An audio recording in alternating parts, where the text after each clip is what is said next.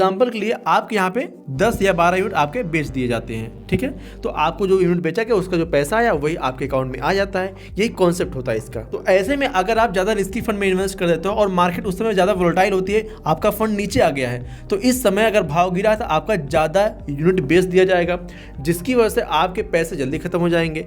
इसीलिए हमें ऐसा फंड चुनना होता है जो कि हमें। इस वीडियो में दी गई जानकारी केवल शिक्षा और जानकारी के उद्देश्य से है। कोई भी निवेश करने से पहले अपने वित्तीय सलाहकार से सलाह जरूर लें। दोस्तों यहाँ पर हम समझेंगे कि SWP कैसे करते हैं, ठीक है।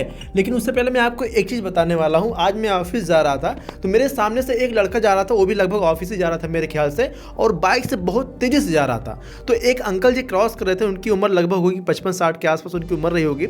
और जैसे ही वो आगे साइकिल से बढ़े, इसके साइकिल से टक्कर लग गई और वो गिर पड़े, उनको चोट लग गई। तो ये लड़का थोड़ा एटीट्यूड में बात करने लगा उनसे कि चलो चोट लग गई है, पैसा ले लीजिए, ये लीजिए करने लगा। तो वो उठ के खड़े हुए और बोले बेटा क्या करते हो? तो उसने बताया कि मैं यहाँ पे जॉब करता हूँ। तो उन्होंने कहा बेटा जितना तुम कमा रहे हो ना उससे ज़्यादा मुझे बैठ कर आ रहा है। और वहाँ पर जो भीड़ लगी थी वो भी उनका मुंह ताकने लगी। तो उन्होंने बताया कि रेलवे से रिटायर्ड हूँ और मेरी पेंशन 35-40 हज़ार आ रही है और तुम मुझे पैसे की दौड़ दिखा रहे हो। उन्होंने कहा कि तुम्हारे जैसे मेरे लड़के, लेकिन उनसे मैं 1 रुपया नहीं लेता हूँ आज तक। मेरे पास खुद आज की इनकम है और मैं अपनी इनकम के बदौलत जीता हूँ, मुझे पैसे घमंड मत दिखाना। और दोस्तों वहाँ से मेरे दिमाग में एक चीज आया कि हर एक इंसान के अंदर ऐसा एटीट्यूड होना चाहिए। मैं आपको यहाँ पे समझाने वाला दोस्तों कि SWP क्या होता है और कैसे इसको करना चाहिए या फिर कैसे इसको कर सकते हैं। बेसिकली आप ये समझो कि SWP कैसे करते हैं, ठीक है, कैसे करते हैं। यहाँ पर आपको यहाँ पे समझाने वाला हूँ और आपको समझ में आने वाला है कि अगर आप SWP करना चाहते हो तो पूरा बेसिक टू एडवांस चीज आपको समझाऊंगा किस तरीके से आप SWP कर सकते हो। दोस्तों यहाँ पे सबसे पहला पॉइंट क्या आता है SWP करने के लिए, आपको यहाँ पे लमसम अमाउंट इन्वेस्ट करना पड़ेगा, ठीक है। लमसम अमाउंट आपको यहाँ पे इन्वेस्ट करना पड़ेगा। अब यहाँ पे सवाल आ जाता है कि आपको लमसम इन्वेस्ट तो करना पड़ेगा, लेकिन आपके पास उतना पैसा होना भी चाहिए, तब तो आप यहाँ पे इन्वेस्ट करोगे। ऐसा तो है नहीं कि आप यहाँ से आज 5,000 रुपये इन्वेस्ट कर दो और यहाँ से आप अपने लिए इनकम ले पाओ या फिर आप पेंशन ले पाओ। ऐसा तो हो नहीं सकता। कैसे हो सकता है, यहाँ पर हम स्टेप बाय स्टेप समझेंगे। अब देखिए यहाँ पर आपको लमसम इन्वेस्ट तो करना होता है और ये पैसे जो आपके इन्वेस्ट होते हैं ये मार्केट में लगते हैं। मार्केट में जैसे किसी इक्विटी में लगते हैं, किसी म्यूचुअल फंड थ्रू आप इन्वेस्ट करते हो, आपके वो पैसे इक्विटी मार्केट में लगाए जाते हैं, जिसकी वजह से क्या होता है कि मार्केट के हिसाब से आपके पैसे भी ऊपर नीचे होते हैं जैसा मार्केट फॉर्म करती है। बट जनरली ये देखा जाता है कि अगर मार्केट में लंबे समय तक आप इन्वेस्टमेंट अपना किए हो तो पैसा हमें बढ़ते हुए दिखता है, ठीक है। ये तो पहली चीज हो गई कि हमें यहाँ पे अपना अमाउंट इन्वेस्ट करना होता है। लेकिन यहाँ पर एक सवाल और आता है मेरे मन में कि भाई अगर यहाँ पर लमसम इन्वेस्टमेंट करने के लिए हमारे पास अमाउंट ना हो तो हम कैसे कर सकते हैं, इसके बारे में अभी हम वीडियो में आगे समझेंगे। लेकिन आपसे रिक्वेस्ट करेंगे कि अगर आप वीडियो में पहली बार आए, चैनल को सब्सक्राइब नहीं किए तो चैनल को सब्सक्राइब कर लीजिएगा, ताकि आपको सिखाने के लिए, भाई मेरे पास उतना पैसे नहीं मैं आपको दे पाऊँ, आपको सिखाने के लिए किस तरीके से आप मैनेजमेंट अपना कर सकते हो एजुकेशनल पर्पज के लिए। तो यहाँ पर हमारे पास अमाउंट होने चाहिए। अगर नहीं है तो क्या करना है अभी आगे बताएंगे। दूसरा चीज दोस्तों यहाँ पर हमें अगर SWP करना है तो हमें जो फंड चुनना होता है, ठीक है, जो हमें फंड चुनना होता है ये लो रिस्क कैटेगरी का होना चाहिए, ठीक है, लो रिस्क कैटेगरी का होना चाहिए। ऐसा क्यों होना चाहिए दोस्तों? क्योंकि आप जो पैसा ले रहे हो यानी पेंशन आप ले रहे हो, ये हर महीने अगर आप ले रहे हो, ठीक है, हर महीने अगर आप यहाँ से अपने पैसे ले रहे हो तो उसके लिए यहाँ पे समझने वाली बात क्या है कि आपके फंड वोलेटाइल नहीं होने चाहिए। बहुत ही अगर आपके फंड वोलेटाइल होंगे तो यहाँ पर होता क्या, कॉन्सेप्ट इसका क्या होता है कि आपने जहाँ पे जो पैसा इन्वेस्ट किया, हम एग्जांपल मान लेते हैं आपने यहाँ पे 1 लाख रुपए इन्वेस्ट किया, उस 1 लाख से आपको यहाँ पे मान लेते 10,000 यूनिट मिल गए, ठीक है, 10,000 आपको यहाँ पे यूनिट मिल गए। अब यहाँ से आप जब SWP के जरिए पैसे आप लेते हो तो ये आपके यूनिट को बेचकर, यानी मान लेते हैं अगर आप यहाँ पे 1,000 रुपये निकाल रहे हो तो एग्जाम्पल के लिए आपके यहाँ पे 10 या 12 यूनिट आपके बेच दिए जाते हैं, ठीक है।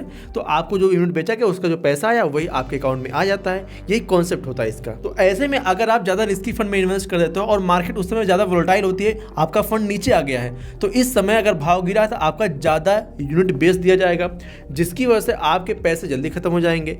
इसीलिए हमें ऐसा फंड चुनना होता है जो कि हमें एक लगभग पहले रिटर्न दे पाए, यानी बहुत ही ऊपर नीचे ना हो, बहुत ज़्यादा वोलेटाइल ना हो। तो इसके लिए हमें फंड चुनना होता है लो रिस्क कैटेगरी का। अब लो रिस्क कैटेगरी कौन से फंड होते हैं अभी आगे हम वीडियो में समझेंगे। उससे पहले हम ये समझ लेते हैं कि अगर हमारे पास लमसम इन्वेस्टमेंट करने के लिए अमाउंट नहीं तो क्या कर सकते हैं।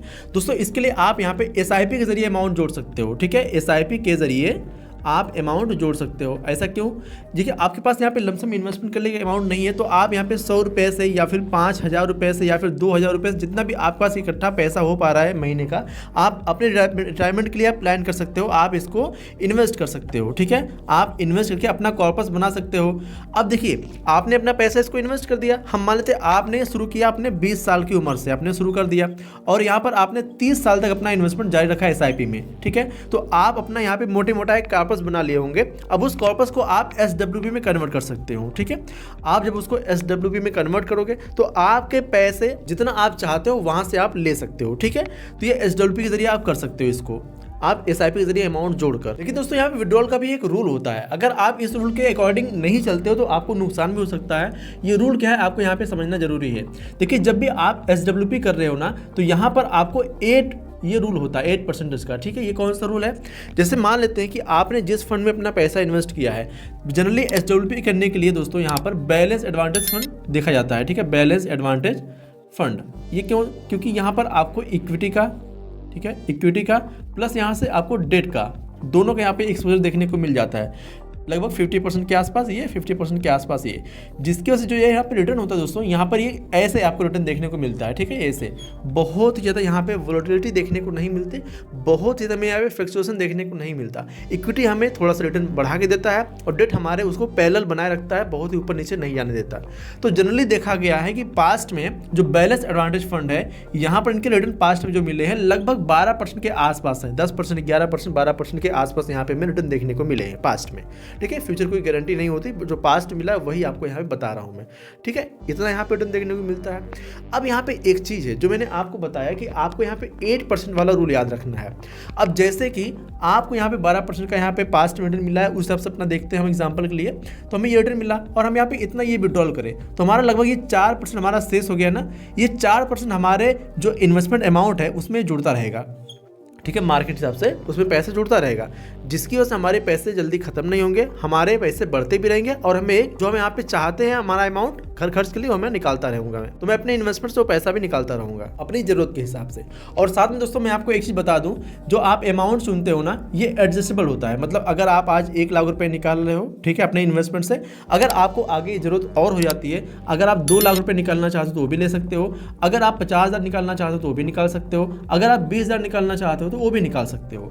मतलब आप जितना चाहो अमाउंट उतना निकाल सकते हो, ये एडजस्टेबल होता है। ये ऐसा नहीं होता कि गवर्नमेंट ने आपको जो पेंशन तय कर दी आपको वही पेंशन मिलती रहेगी, आप अपने इच्छा के मालिक होते हो। आपने यहाँ पे पैसे तो विड्रॉल कर रहे हैं, लेकिन यहाँ पर आप उस पैसे के विड्रॉल करने के बाद में आपके पास कुछ सर्टेन अमाउंट भी होता है। ठीक है, आपके पास अमाउंट भी होता है, अगर आप चाहो तो उस अमाउंट को लेकर आप एक बिजनेस भी खड़ा कर सकते हो। ठीक है, आप बिजनेस भी खड़ा कर सकते हो, मतलब पैसा आपका है, आप जैसे चाहो उसको यूज कर सकते हो। लेकिन आपको शुरुआत कैसे करनी पड़ेगी? पहले तो आपको अमाउंट इकट्ठा करना पड़ेगा, आप उसको SWP करिए या फिर SIP करिए। आप चाहे लमसम इन्वेस्ट करके पैसा इकट्ठा करो, चाहे आप SIP जमा करके पैसे अपना इकट्ठा करो, लेकिन जब आप एक सर्टेन अमाउंट इकट्ठा कर लोगे तो आप उस पैसे का SWP कर सकते हो या फिर उस पैसे का आप बिजनेस में लगाकर फिर अपने बिजनेस को ग्रो कर सकते हो। अच्छा, यहाँ पे एक चीज हमें समझना जरूरी है कि जो भी आप अमाउंट यहाँ से विड्रॉल करोगे, ठीक है, जो भी अमाउंट आप विड्रॉल करोगे, मान लेते आप 1 लाख विड्रॉल कर रहे हो तो उस पर आपको यहाँ पर टैक्स देना पड़ेगा, वो टैक्सेबल होता है, विदाउट टैक्स का अमाउंट नहीं होता है। ठीक है,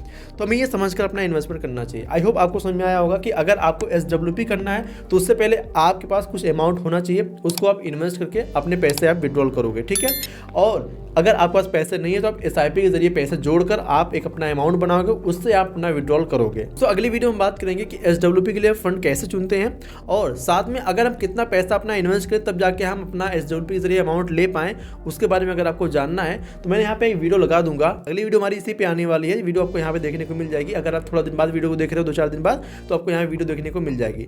इस पर क्लिक करके पूरी वीडियो आप देख लोगे। और हाँ, अगर आप अभी पहली बार इस वीडियो को देख रहे हो तो इस चैनल को सब्सक्राइब कर लेना, ताकि आने वाली जो वीडियो आपसे मिस ना हो। आप में सब्सक्राइब करके जो भी चीज़ आपसे पूछना चाहते हैं कमेंट में आप पूछ सकते हैं, आपको रिप्लाई करने का पूरी कोशिश करूंगा। तो आपने अभी तक चैनल को सब्सक्राइब कर दिया होगा। चलिए मिलते हैं अगली वीडियो, तब तक के लिए जय हिंद, जय भारत। इस वीडियो में दी गई जानकारी केवल शिक्षा और जानकारी के उद्देश्य से है। कोई भी निवेश करने से पहले अपने वित्तीय सलाहकार से सलाह जरूर लें।